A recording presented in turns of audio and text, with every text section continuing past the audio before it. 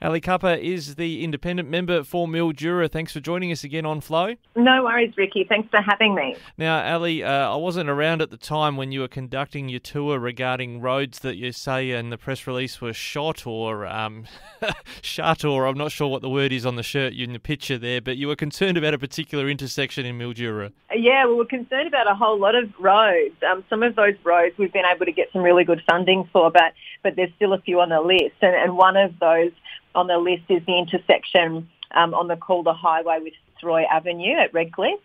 So it's notorious. I know it well because we moved to Sunnycliff when I was about 14, and I know how hard it is and it always was to navigate that intersection to the point where you'd avoid it. But now some of the other intersections people are going to avoid that intersection are getting increased traffic and traffic issues as well. So we need lights or a roundabout. We need a traffic solution there because of the dangers, particularly that it imposes on young children, because there's a couple of schools that are in the vicinity. We need to work out how we're going to fix that so that, one of those accidents doesn't eventually become a collision with a young child. Now, you're a state MP, so do you see the state government as really needing to come to the party there, or is it the federal government, or to what extent can council do something about it? It's the state government, so that's why we tend to, most of my work, it's always sort of my policy to try and focus primarily on things that are in my remit as a state MP rather than screaming into the void about things that aren't. I think that it's what I owe my constituents to focus on what I can influence. And state issues are within my sphere of influence, so that's why we're targeting those roads that are within state remit. Yep, well, I imagine you'll keep talking about that going into the state election next November. You have I don't know if it's screaming into the void or not, but you have commented on local government funding to look after roads and that it's inadequate from a federal level. You'll still be chasing that issue, I imagine. Yeah, that's right. Well, that's an issue that involves collaboration, so that's not screaming into the void because in terms of RateGate, we're lobbying the state government to provide more funding to the most disadvantaged councils. We know that at least one of those councils is saying if they got recurrent funding as a result of that, half of it would be put into roads to help them meet their asset renewal of their roads. Also, there are ways that funding, that extra funding, the $30 million could be paid for by the state government. But there's also mechanisms that the federal government could apply to the federal assistance grants that would also assist achieve that same goal. So it's about identifying collaboration opportunities where they are. But certainly, the primary pressure point for me is state government. But the ultimate goal we're working on there with the VFF, and this has been VFF policy for a while, the state government to bring in an equalisation funding system, which would essentially mean that everyone in the state would be paying the same rate in the dollar, regardless of who you are. And then that would be centrally collected by the state government and then redistributed to councils based on need. And that would have the levelling effect that would fix the rate parity once and for all.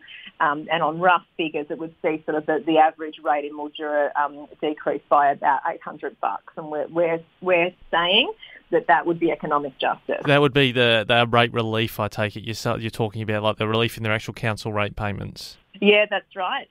That would be, we would be expecting that to be passed on directly to ratepayers, but at the same time it would enable councils to have more funding available with less of a burden on local ratepayers to address things like roads and all of the other wide variety of services that councils provide. Yeah, I guess the classic example is the season we're heading into now, where there's a whole lot of people, largely from metropolitan Melbourne, who head out into the regions to visit family and holiday in the regions, and they'll travel on those roads that otherwise are the responsibility of locals to try and improve. A lot more roads than you've got to look after in a metropolitan small council. Well, that's right. The road networks are huge. So if you take Bullock Shire, for example, if you lined up all of their road network as one big road, one long road, you'd get all the way to Singapore.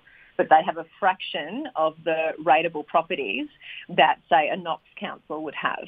So these are sort of the inverse structural factors, which just mean that rate burdens blow out in rural and regional areas, and we would say that is a major economic injustice and scandal that needs to be resolved. It'd be like having a GST that's 10% higher or worse in the city than in the regions or anything like that. GST should be uniform right across the board, and we would say the same thing has to happen for rates. And that would therefore change the game for councils, and it would have a ripple effect. It wouldn't just be in terms of rate relief. Councils would then be much more able to address other service areas as well, without having that completely disproportionate, heavy-handed impact on ratepayers. Yeah, you're sort of saying it's a bit like having a higher GST on bread than on caviar. Or having a higher GST on, having the 30% GST on bread in Mildura and having a 5% GST on bread in Toorak. Yep, I got you. All right. Now, look, Louise Staley chatted with us recently about a range of matters, but she talked about some areas of her seat that are going notionally into yours. Of course, each of you have to win your seats again at the next state election, but she made some comments about, your record and allegiances in the past. She's referred to your previous allegiances with the Labor Party and then the time you were with Reason and then not with Reason, and said, quite direct quote, she doesn't know what Ali Kappa stands for. She's also criticised the Pandemic Powers Bill that you've ultimately said in a statement that you supported the bill in its amended form. Yeah, and so did she. So Louise, I was watching her speech on the pandemic bill, and she said, and it's in Hansard, that she supported most of the same amendments. So I voted against the pandemic bill in its original form, and so did Louise and the Liberal Party. And then I supported the amendments that were put up eventually, and Louise stated categorically in Hansard that she supported most of those same amendments. So that's that. The other thing... Oh, but on the amendments, she said she still opposed the bill. She might have supported the amendments, but she didn't support the ultimate bill. Yeah, but I didn't support the ultimate bill either, because the ultimate bill happened 2 weeks earlier or 3 weeks earlier. It was third read. So it was third read. So when the bill itself was passed in the lower house, I voted against it, and so did Louise. All right, so you were both on the same page on that one. So she's got her mail wrong on that. Either she's genuinely confused, or she sees a political benefit in somehow bending the truth a little bit on that. I'm not sure. I'll give her the benefit of the doubt. Maybe she's confused on that point, but that's all verifiable. The debate that I participated in and the vote that was had was on the amendment. So I voted against the original bill and the bill, the one and only time the bill was put to the Legislative Assembly, and so did she.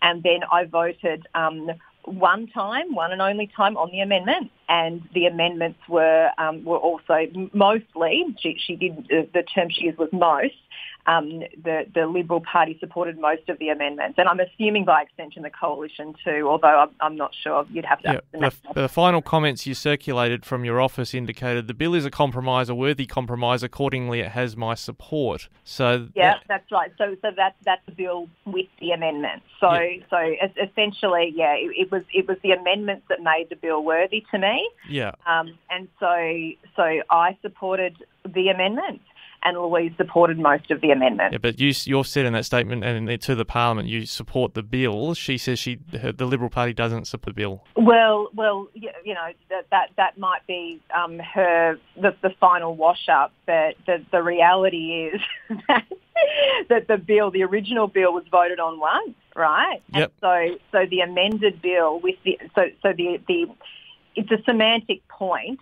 But the point is the amendments were good amendments, and I supported the amendments. In fact, when I was talking about the amendments in my speech, they were concerned. Louise actually pulled me up because she was concerned that I was talking more broadly about the bill, and she said, this is just about the amendment. The vote was just about the amendments, and the amendments made an amended bill, and I supported the amended bill. This is the bill that the Liberal Party say they still don't support, though, that they oppose the bill. Yeah, okay. So they might. So well, you know, like I said, I mean, they may oppose the bill, but they supported most of the amendments that I supported. Yep. I think that's the point she's trying to make, is that the ultimate vote on the bill, a decision whether to support the bill is not in its amended form. They didn't support it, but you did. What? Well, but why did they support the amendments? Because the amendments, I don't understand that then. Well, I guess it's always that argument that they're trying to improve a bad bill. Amendments. Sorry? Yeah, I think that's what you'd see in Parliament all the time, is politicians who say, well, we're just not going to vote for any amendments because we don't support the bill, or they say, well, we'll still support making the bill a better bill, but we're still opposed to the bill in principle. Yeah, maybe that might be what they're doing. Yeah, well, we'll go back and ask them about that. We don't want to transport ourselves into their minds necessarily, but you were going to comment before I interrupted you there about your previous allegiances. I guess what I'm saying is that I think that there's more common ground there than has been acknowledged. Yeah, okay, got that. Just on the past allegiances and references to that, was there anything you wanted to say about the Labor Party, the Reason Party? Absolutely. So look, independent politics is collaborative politics, right? It's a part of the modern political landscape, and the reason it's a part of the modern political landscape is because it's bloody effective. So my collaboration with Fiona gave us the balance of power in the upper house. That's why I did it. It was a strategic coalition, and it's a strategic coalition in exactly the same way that the Libs and the Nats have been doing politics for years. Well, it seems to be a strategic coalition in having a go at you about the Reason Party as well, because I think we had to go to you about Emma Keeley making the same comments from Lowen. So what's your question there on that? So seems there's a coalition in having a go at you from both the Liberals and Nationals about your past allegiances with the Reason Party. They seem to be on the same page, continually drawing that at that point. Well, that's true, but I would suggest that's a bit ironic. Yeah, because they're in allegiance together themselves. Yeah. But this is an alliance that you're no longer a part of, the Reason Party. That's broken off, or you still work with them? Yeah. So look, the collaboration with Fiona, that formal collaboration, gave us the balance of power, and that was the thinking behind it. So it was very strategic, and it was good while it lasted. You know, helped us enormously with negotiations on the hospital. It helped us enormously with negotiations and advocacy with the government on drug and alcohol rehab. You know, Fiona had some exceptionally good contacts on that, especially Odyssey House, that are now formally partnered with our local agencies in that lobbying effort. It gave us enormous profile and a platform for RateGate, you know, which I mentioned before, is about trying to improve the economic justice of rates between the metro and the regional areas. So it was good while it lasted. You know, in the end, it was problematic for me because it was drawing me into the sort of party political territory, which I never signed up for. And that sort of game playing, and that wasn't something I signed up for, and certainly not what my electorate signed up for when they voted for me. So look, collaborative politics, and I've collaborated with a lot of different parties. You know, Fiona, the only one I had a formal strategic coalition with, but certainly, you know, throughout the pandemic, cross-border closures and that pain. You know, I've collaborated closely with Helen Dalton of the Fishers and Shooters. She's my cross-border colleague, and we're continuing to collaborate together on tourism projects.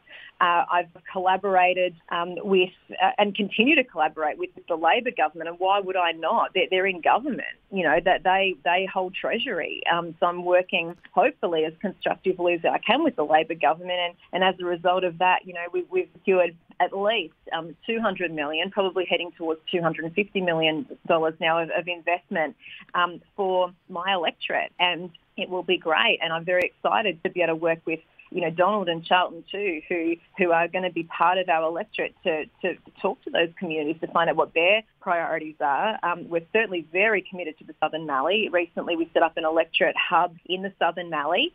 Is that at Birchip, that one? Yeah, but it's at Birchip, but it places us closer to some of those other Southern Mallee towns than Mildura. You know, so it's great to be more central, to have a central base to work closely with those communities and get to know them more, so we can hit the ground running. If I'm re-elected, we'll be in a good place to start advocating for their needs, just as I have for all of the others. Yep, and someway between now and the November election is Christmas, and a lot of those communities have got some great Christmas events going on. Have you got some Christmas wishes and New Year cheer you'd like to share with your electorate at this time here on Flow? Yeah, of course. So we're just wishing everyone a happy Merry Christmas. It's going to be great. We've had a couple of really tough years, but we have managed to come through, and we are going to be growing bigger and stronger and better and more confident in the new year, and I'm just really excited to hopefully be able to keep up our great work. Well, Ali, Merry Christmas to you as well, in case we don't talk to you again before the end of the Christmas period, and thanks for joining us today on Flow. Great, thank you.